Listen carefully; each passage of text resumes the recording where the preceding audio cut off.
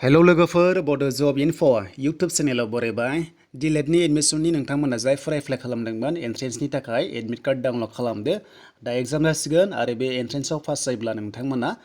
admission मोननो हासिगोन बेनो जाबाय गभर्नमेन्टनिफ्राय दा नोंथांमोना जायफोरा चेनेलाव गोदानै फैदों साबस्क्राइब खालामनानै लानो हागोन बेबायदि आपडेट मोनबाय थानो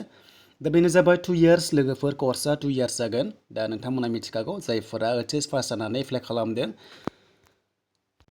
दा नोंथांमोना एग्जाम होनांसिगोन आरो एग्जाम पास जायोब्लानो नोंथांमोना एडमिसन लानो हासिगोन आरो जायफोरा गोदान नोंथांमोना मिथियाब्ला नोंथांमोना D.EL.Ed एन्ट्रेन्स होनोब्ला HS पास जानांगोन बिनिफ्राय मिनिमाम पार्सेन्टआ 45% नांथारगौ थ' नोंथांमोना LP स्कुलाव टेट होनो हासिगोन जेब्ला कमप्लिट जायो दा नोंथांमोना टेट एग्जाम होनो हायो स' बिदिब्ला जों थांसै दायो अफिसियेल वेबसाइटआव बेनिफ्राय डाउनलड खालामनाय प्रसेसखौ नोंथांमोननो दिन्थिनोसै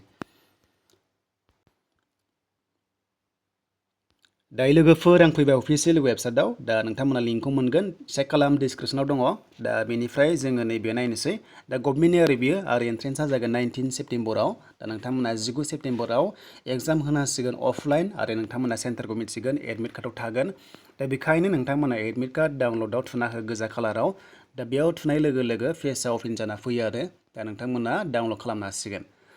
दा बेयाव माखासे गाइडलाइन्स दङ नोंथांमोना बेखौ फरायना लाबानो जाबाय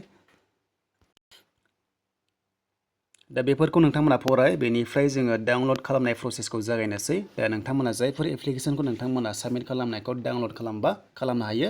3 नाम्बाराव बेनिफ्राय एडमिट कार्ड डाउनलड खालामबा नोंथांमोना डाउनलड नाम्बार 4आव थुना हो दा बेयाव थुनाय लोगो लोगो दानिया एप्लिकेसन नाम्बारखौ होनानै ग'आव थु अब्लानो नोंनि एडमिट कार्ड श' जागोन आरो नोङो डाउनलड खालामनानै प्रिन्ट खालामना लानो हासिगोन आरो बेयावनो गासिबो टाइमिंआ थायो स' लोगोफोर बेनोसैमोन दानिया नोंथांमोना मोजां मोनदोंबा लाइक कमेन्ट शेयार आरो गोदानै फैदोंबा चेनेलाव नोंथांमोना साबस्क्राइब खालामनानै लानो हागोन